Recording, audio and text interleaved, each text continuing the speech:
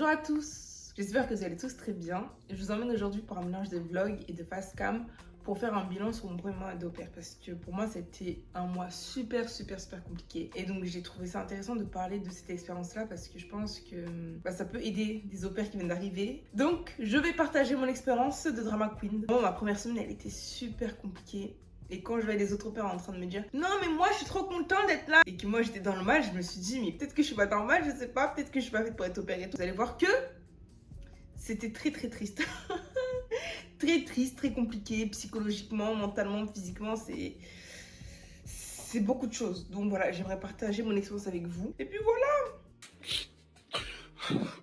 Franchement, le jour du départ, j'ai jamais ressenti une douleur aussi profonde. Moi, dans ma tête, je partais en tant qu'au pair. Je partais travailler dans une famille américaine avec les enfants. J'étais pas en train de me dire non, je vais aller aux États-Unis, je vais découvrir, je vais voyager partout, faire des rencontres de fou. Non.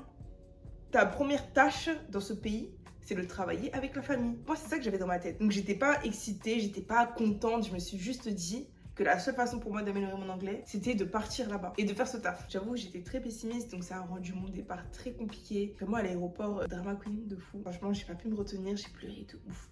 Carrément, à un moment donné, j'ai dû aller aux toilettes pour me cacher et pleurer. En plus, j'étais fatiguée, j'avais dormi que 2 heures, j'avais pas mangé rien. Donc, je laisse tous mes proches, je vais en salle d'embarquement. Là, dès que j'ai vu des personnes qui ressemblaient à des au pairs, je suis allée leur parler et ça fait que j'ai fait le voyage avec 3 au pairs qui allaient dans la même destination que moi, c'est-à-dire à San Francisco. Donc, la compagnie, c'était United Airlines. United Airlines, franchement, c'est un avant-goût des States. Tu vois, c'est vraiment un avant-goût des États-Unis. On nous a servi dans l'avion, je me suis dit, ah ok, là où on va, ça s'appelle USA. Ok. Arrivé à San Francisco, toutes les au pairs retrouvent leur famille, moi je retrouve la mienne. Et j'avais une belle pancarte et tout, il y avait que la maman et le bébé, parce que moi il faut savoir que j'ai qu'un bébé, un enfant de 3 ans et une mère célibataire. On arrive à la maison, elle monte mon espace, je fais mes affaires et tout, je fais une sieste. Et ensuite c'est le moment de découvrir mon bambin. Donc j'arrive au parc et tout, et ça je me rappelle très bien, je vois ma host kid, elle est assise sur la balançoire de dos, neutre genre, elle était comme ça sur la balançoire. Alors que elle, avant de matcher, je me suis dit, elle, ça se voit qu'elle va faire chier. Et mon intuition a eu raison. Parce que là, ça fait 8 mois. 8 mois. Bref, je vais pas en parler parce que... Voilà. Le soir, je monte dans mon espace, je m'assois sur la chaise, dans le noir comme ça, il y avait juste la lumière de la lune là qui tapait sur mon visage et je pleurais à fond. Des pleurs de souffrance. Je me suis dit, mais qu'est-ce que je fais ici? Pourquoi je suis venue ici? Je vais pas rester, c'est mort. Mais je regrette à mort. Alors que en vrai, je suis dans un... J'ai de la chance, hein, mais je me rendais pas encore compte à ce moment-là. Mais ce qui était sûr, c'est qu'à ce moment-là, je regrettais amèrement mon choix. Je voulais juste rentrer chez moi. J'étais perdue. Je me reconnaissais pas, alors que ça fait même pas 24 heures que j'étais là. Mais je savais que c'était mort, j'allais pas tenir plus longtemps. Je pensais déjà au rematch, je pensais déjà à partir, je pensais déjà à annuler mon visa, tout. Ma première semaine aussi a été très dure. Donc durant la première semaine, ma soeur m'a montré le travail que j'allais faire. Lundi, mardi, je travaille toute la journée avec le bébé. Et de mercredi jusqu'au vendredi, je fais que 2 heures le matin et 4 heures, voire 5 heures le soir, tu vois. Donc j'ai toutes mes après-midi et mes matinées de libre. Donc en fait, mes après-midi, c'est-à-dire que j'étais seule comme ça face à moi-même, face à ma solitude, face à ma tristesse, face à mon mal du pays. Franchement, c'était chaud.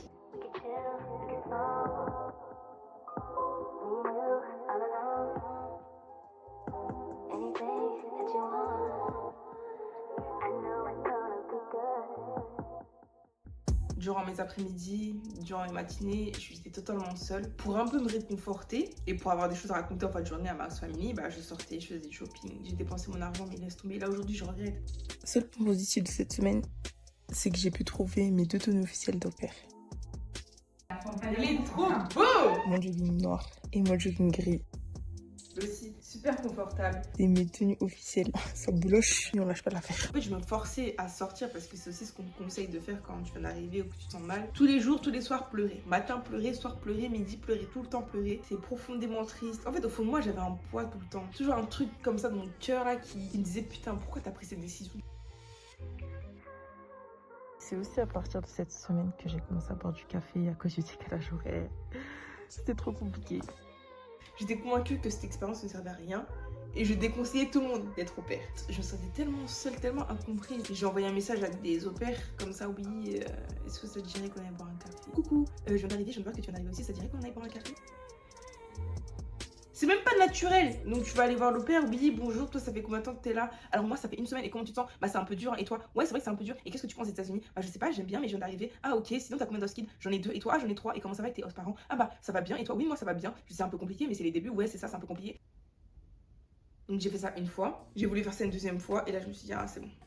Je sais pas pourquoi je me force à vouloir être une personne que je ne suis pas. Je vais prendre un peu de recul dans ma vie. Je vais m'asseoir sur la chaise et vivre comme j'ai l'habitude de vivre. Donc après j'ai rencontré d'autres au-pairs aussi, mais j'avais l'impression que toutes les au-pairs elles étaient en mode fast life. Et je me suis dit mais attends, mais moi c'est grave pas mon but. Et c'est pour ça que j'avais beaucoup de mal au début, c'est parce que moi ce que j'aimais le plus dans ma vie, j'aimais bien passer du temps avec des gens que j'aime. Pas forcément faire des grands trucs, mais juste passer du temps avec des gens que j'aime. C'est ce qui compte le plus pour moi. Et là, depuis que je suis aux États-Unis, j'ai compris que c'était pas la qualité des gens, mais la quantité de gens, la quantité de choses que tu fais, la quantité de choses que tu consommes, la quantité de choses que tu as à dire. Et moi, je suis pas comme ça. Et c'est un truc qui m'a complexée. Parce que quand je voyais que les au-pairs, elles consommaient énormément, qu'elles voyageaient beaucoup, qu'elles avaient beaucoup de stories à mettre et tout, beaucoup d'histoires à raconter, que moi, pas forcément, bah je me suis sentie mal. Donc j'ai voulu commencer à faire comme elles. J'ai commencé à vouloir regarder des billets pour aller à Las Vegas, des billets pour aller à Los Angeles. C'était trop cher, donc je me suis dit peut-être qu'il faut que j'intègre un groupe pour faire aussi comme elles et pour diviser la note, juste pour avoir le privilège de dire que je suis allée dans cet endroit. J'avais l'impression que c'était un truc que je devais faire, devoir dire aux gens que ouais, regardez, je suis allée à Las Vegas. Alors qu'au fond de moi, c'est pas des trucs que j'avais envie de faire, tu vois. Je me suis mis cette pression parce que pour moi, la communauté d'au-pair et ce qu'on nous vend, c'est ce qu'on est censé vivre en tant qu'au-pair. Anyway,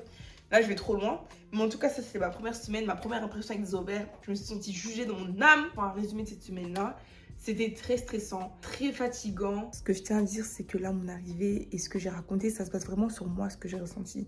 Comme j'ai dit, t'as des au-pairs, elles arrivent, elles sont hyper excitées. Elles sont en mode, ouais, États-Unis, Amérique et tout, et tout. Ouais, ok. Mais c'est pas tout le monde qui est comme ça. Donc, je tiens à dire, mes chers enfants, mes futurs au-pairs ou mes au-pairs qui viennent d'arriver, que c'est pas parce que vous voyez sur TikTok, les meufs elles sont grave excitées ou les garçons sont grave excités, ils sont là en mode oui, je me réveille avec mon petit plaid et tout, je fais une balade à 5h du mat et tout, que c'est ce que tout le monde vit. Non, non, non, c'est pas ce que tout le monde vit. Et les au-pairs, elles viennent d'arriver, elles ont le seum. Et il y a des au-pairs, elles viennent d'arriver, elles regrettent. Tu vois, il y a tout ça. En fait, il y a eu des milliers d'au-pairs. Genre, ce que vous voyez sur TikTok, c'est forcément une réalité, tu vois. C'est une réalité, mais c'est pas toute une réalité. Par contre, s'il te plaît, si tu sens que la famille n'est pas faite pour toi, force pas, pars. Parce que comme je dis toujours, on a tout quitté. T'as quitté ton pays, t'as quitté ton confort, t'as quitté ta famille, tes amis, tes amoureux, t'as tout quitté. Tu vas pas venir dans le pays des gens pour te faire chier. T'as tout quitté, donc faut que ça en vaille la peine.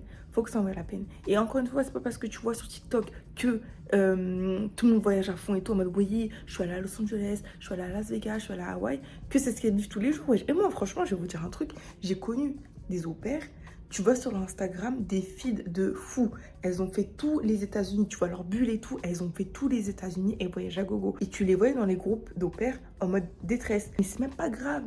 C'est pas grave d'être triste. Ça fait partie de la réalité d'au-pair. Et des moments, tu vas être triste. Et c'est pas grave. Être triste, c'est un sentiment humain. Si t'es triste tout le temps, pose-toi les bonnes questions. Être au-pair, c'est une aventure. Être au-pair, c'est similaire à Koh-Lanta, psychologiquement. Voilà. J'espère que ça vous a aidé. Et puis voilà, on se dit à la prochaine.